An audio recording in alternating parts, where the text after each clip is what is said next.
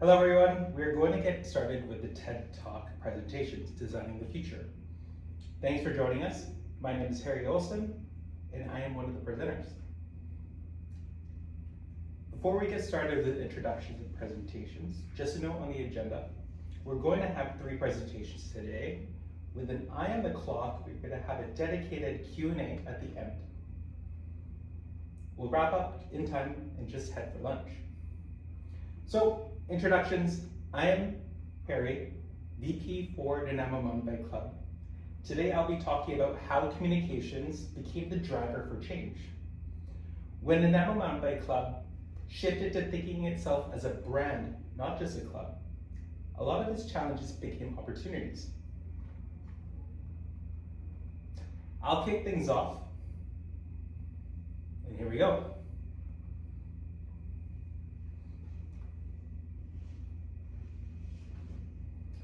This is a story about a mountain bike club, a community built on shared passion, volunteer grit, and a love of the trail. The Snuneymuxw Mountain Bike Club has been part of this community for over 25 years. We have over 350 members. We run 14 events every year. We maintain more than 55 kilometers of trail, almost entirely on volunteer time. This is a club people love, riders who show up every weekend, volunteers who give hundreds of hours, a community that genuinely cares. And yet, for anybody outside of that community, the club was almost invisible. Here's what the outside world saw.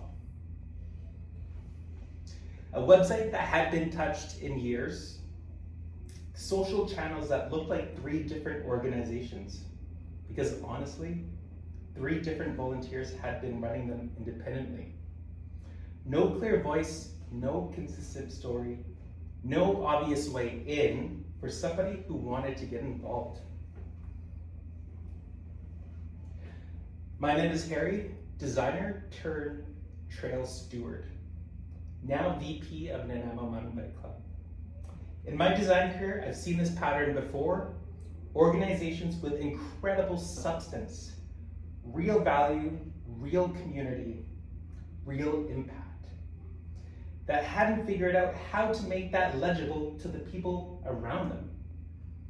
In the design world, we call it underutilization of brand value. And I want to be clear about what I mean by brand, because this word gets misused constantly. A logo is a mark, it's a visual symbol, something on a jersey or a sign. And brand really surrounds a very holistic way of viewing. And it first starts with the land. The trail users with people, the relationships that surround them,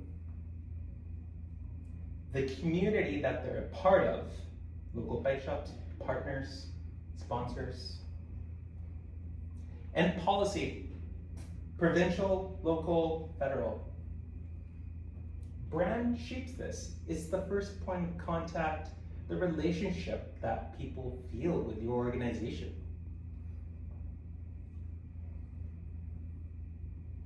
In 2024, I stepped into the communications role at NMBC, and all we had was a logo and a tagline. Shout out to Dana, previous board member who stewarded that. So we didn't have a brand, not a voice, no system, just a mark that showed up differently, depending on who made that poster that week. Now I want to be careful here because this is important. Having a logo is step 1. Every great brand in the world started exactly there. Someone who cared enough to make something. That act matters because it's the beginning. You use it, you move on, there's always a more urgent problem. Sound familiar? But it's step 1 of many, and we were just still at step 1. The opportunity was to recognize what came before, our history, our past, and build it towards a greater future. To take everything this community had already earned, the trails, the trust, the history, and to take it to the next level. Because here's why it matters. When your community can't see you clearly, you can't grow. You can't attract new riders. You can't build that sponsor relationship that fund the trails. You can't recruit the next generation of volunteers who will keep this going once you're gone. The question isn't whether you care. You're all here, so you clearly care. The question is whether the people who haven't found you yet can see what you've built. And I want to be clear, I didn't start with a rebrand. I started with a framework. Because if you don't know what you're saying, it doesn't matter how good it looks. 3 questions drove everything. Who are we? What do we stand for beyond the trails? What does this club sound like? What do we want people to feel? Who are we talking to, and how do we want to reach them in a way that feels genuine? Once those questions had answers, everything else became repeatable. The social posts, the event coverage, the member communications, it stopped being a series of one-off decisions and started being a system that anybody can run. Then that matters enormously in a volunteer organization, because the person doing communications today might not be here next year. Infrastructure has to outlast the individual. I first started with color as a quiet signal of change. We had our main colors, orange and black. And the accent palette was an opportunity to let the brand breathe and expand, introducing a small change to grow. Here, I've used some templates, some repeatable systems for our dig days, giving an insight into what is a dig day look like, looking at that familiarity, that consistency. Second is looking into our events, our Builders Forum, Film Festival. What does it mean to be community through trails? This is looking at partnership and recognition, reigniting partnerships, looking at dig days as a way for people to sponsor into the organization, as well as recognizing partners who didn't donate money. Good karma, recognizing the hard-earned work that people want to contribute. And then emojis, making it a bit lighter about freeze thaw, shred later, not damaging the trails here. And then getting more into the serious bits on educating around certain policy and safety. We had some issues putting out fires in our Dumont trail network, along with people cutting the routes, and then also people reporting riding with wildlife. So create the guideline, don't hold on to it too tightly. Let it evolve with practice and time, just like anything. And sometimes it's more organizational. A recent brand change is making our Facebook group public and inclusive from strictly members only, bringing the public into our process and trails, creating a shared resource everybody is welcome to, member or not, where everybody can become a trail steward. We create guides to democratize and to empower people in here to start their own ride. Also socializing rides at local bike shops, as well as the club. Where to ride, information about our networks, and then also reporting deadfall and hazards on the trail. Coming this year will be our new website, where we've done a full content overhaul, a big lift towards the direction of our future. Earlier today, this morning session on websites and being a hub for local knowledge. So we talk a lot about the outdoor recreation space, about infrastructure. You know, trails, bridges, signage, drainage. We know that without the physical infrastructure, nothing else works. You can have the most passionate trail crew in the world, but if the drainage fails, the trail fails. Communications works the same way. This was some experiments using video, just using a GoPro on what it's like, a day in the life of coming out to a dig day. And it could be even done on your phone. So when it's built intentionally, there's a framework, a voice, a system that anybody can pick up and run. It becomes invisible in the best possible way. Like good drainage, you don't notice it, things just work. When it's not built, you notice the event that nobody came to, the sponsor who didn't renew, the volunteer who showed up to the wrong trailhead. Those aren't marketing failures, those are infrastructure failures. So where does your club sit?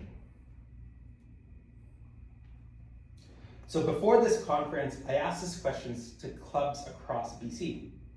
What's your digital maturity? And here's what came back. The digital maturity spectrum follows two ends. Overgrown, the trail exists, but nobody can find it.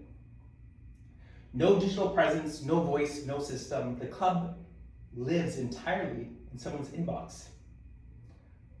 To flow state, communications feels effortless. The brand is clear, the channels work, the community grows itself.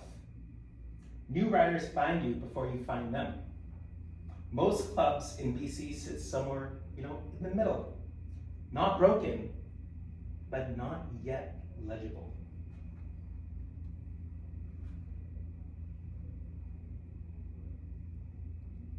So 50% came back overgrown, spreadsheets, tribal knowledge, reactive. Data lives in people's heads. 25% is muddy boots, some tools in place, one person holds it all together. Scaling is hard. 14%, is in the clearing. Data is available and used consistently. We can make case to funders. And then 7% is at flow state. Systems compound on each other. We help shape the sector. Here's a quote from the survey. It's not a passion problem.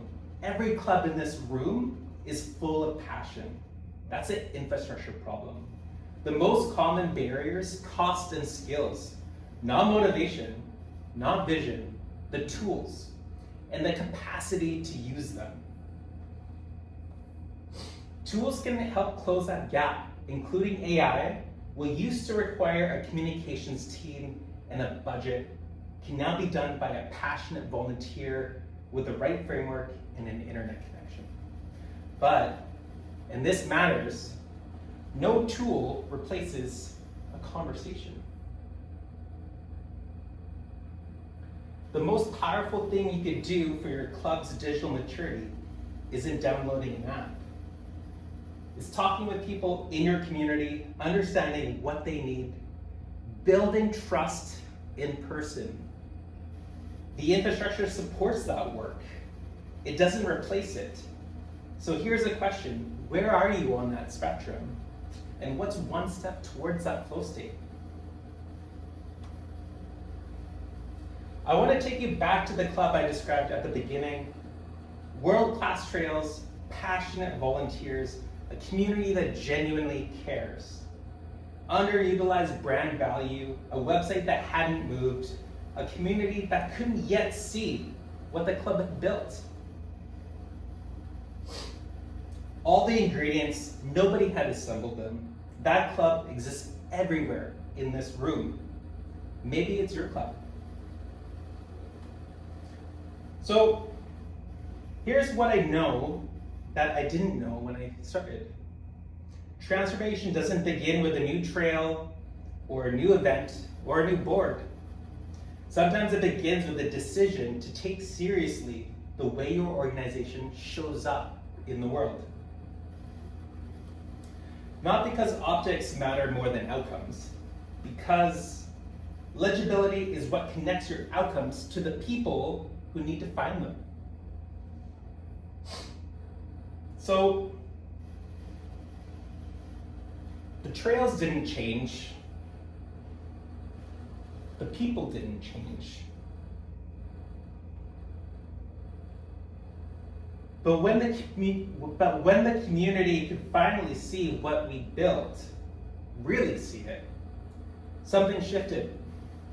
New riders found us, partners started to lean back in, volunteers felt proud to wear the logo. Not because we became something different, because we finally looked like what we already were. It's not always about building something new. Sometimes it's about making what you've already built legible.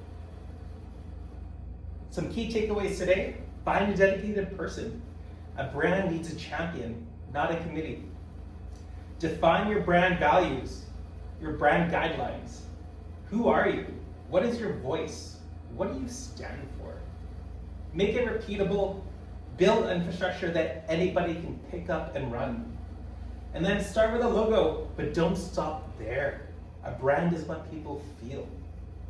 Have fun and be flexible. Your brand should feel like your community. Thank you.